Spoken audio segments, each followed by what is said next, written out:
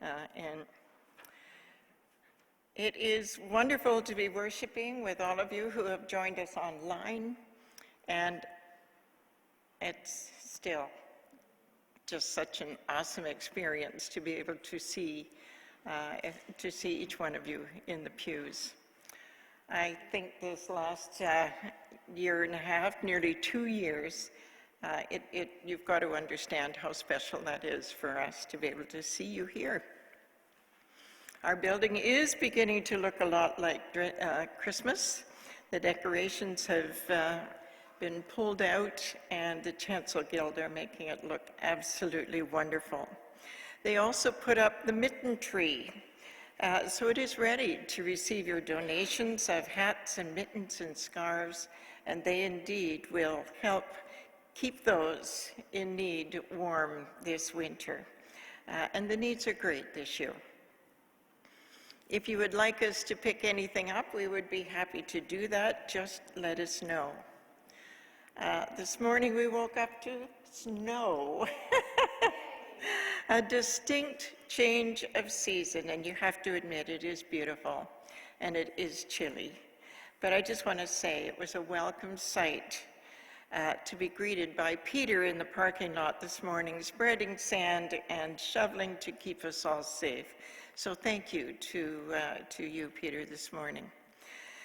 How special and timely was a donation, a wonderful donation of hand-knit scarves and mittens this week. They will be delivered to Kerr Street Ministries and to Jane Finch Reaching Up. Colleen and Sharon, we thank you. Thank you so very, very much. You have put in at least 50 hats and at least 50 pairs of mitts, and they are going to be very, very well received. We have birthdays to mention this week. Many of them have already taken place this month, and I was late in finding out or did not catch them on Church Track. So I'm just going to take a minute to mention a couple of them to you now.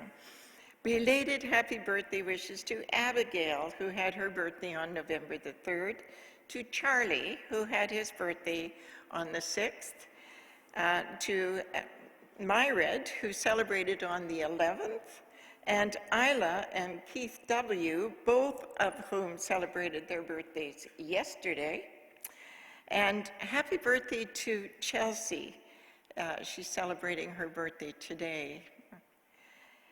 Jackie? Yes. And Rowan celebrate their birthdays tomorrow. So very happy birthday to you, Rowan and Jackie. Oh, the gifts have started. I was told I wasn't allowed to open it till after worship. Beautiful.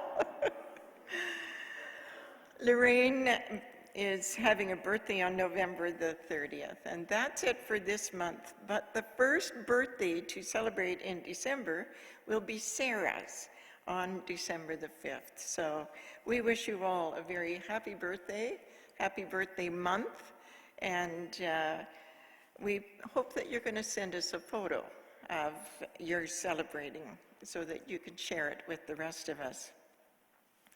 Our pastoral prayers throughout Advent are prayers written to correspond with our narrative lectionary, with some additions on my part. But I really do want to point out to you that throughout this season, we have many of our church family that are going through very difficult times. Some with personal illness or the illness of a family member, and we have our people in hospital, Diane and Jim and Betty, and we ask you to pray. Jackie has mentioned our lovely little white tree here, and we would ask you to pray for all of those who are coming into this Advent Christmas season without a loved one that they would dearly love to be in their lives. Prayer is so important, and studies have shown that prayer makes a difference. And each one of these people that we are thinking about and praying for really do appreciate your prayers. They appreciate that you are lifting them up before God in prayer. A very special thank you to all of those who made shortbread and gingerbread and Christmas cake, and those who helped to deliver and package the Advent gift bags.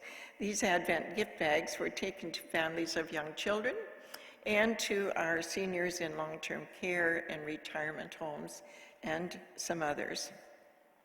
Now, the Historical Society, this is heavy.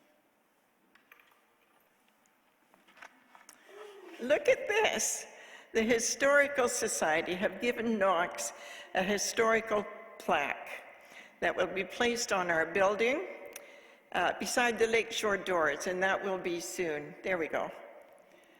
Barbara Brown was great in providing me with a little background information about it, and she shared, and I quote, were contacted by George Chisholm of the Oakville Historical Society last spring to see if we would be interested in having this plaque for our building. Their plaque program started in 1950 and are placed on buildings of historical interest in Oakville. They are made by society volunteers in consultation with the property owners. There are approximately 200 of these historical plaques on buildings and homes throughout Oakville. If you are curious about the location of the other plaques, you can always check out their website at www.oakvillehistory.org. Isn't that beautiful?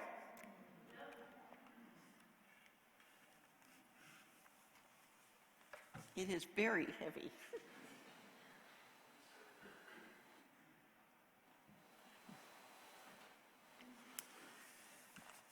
We are reminded yet again that this pandemic is not over, and there is no room for complacency. You have heard the news of another new mutation of COVID discovered in South Africa. Church, we have many people within our congregation who are from and have very close connections with South Africa, and this is even more heartbreaking for them. Cases are on the increase again, so please, dear people, throughout this Advent season and gathering time, please do not ease up on staying safe and keeping others safe. Let's remember to count our blessings and to walk and talk like Jesus this week. Air hugs filled with our love and our caring. And God bless each and every one of you.